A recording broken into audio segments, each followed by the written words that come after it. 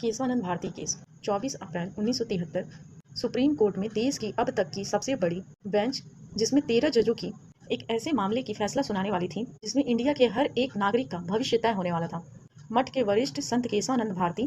का, जिनके मठ के सैकड़ों एकड़ जमीन पर केरल राज्य सरकार ने 1963 में बने भू सुधार कानून के तहत कब्जा करने का प्रयास कर रही थी, और वहीं केशवानंद भारती ने अनुच्छेद 26 का हवाला देते हुए इस कानून को सुप्रीम कोर्ट में चुनौती दी थी। इस मामले में प्रसिद्ध एडवोकेट ननी पालकीवाला ने, जिनकी दलील थी कि सरकार केशवानंद भारती का संवैधानिक अधिकारों का हनन कर रही है, 68 दिनों के लगातार सुनवाई के बाद सुप्रीम कोर्ट ने 703 पन्नों का एक ऐतिहासिक फैसला 7-6 के बहुमत से सुनाती है।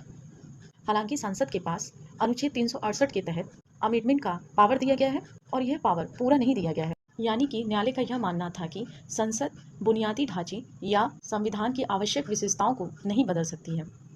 अब संविधान के आधारभूत ढांचा यानी कि बेसिक स्ट्रक्चर होता क्या है, तो आपको जानकारी दे दूं कि यह एक ऐसी लिस्ट होती है जिसमें केस लॉ के थ्रू यह डिसाइड किया जाता है कि कौन से मैटर्स हैं जो बेसिक स्ट्रक्चर्स के अंदर आते हैं, जैसे संघवाद यानी कि फेडरलिज्म, धर्मनिरपेक्ष यानी कि सेक्युलरिज्म,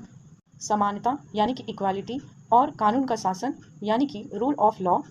जैसे बड़े बड़े प्रिंसिपल आज भी बेसिक स्ट्रक्चर के अंदर आते हैं।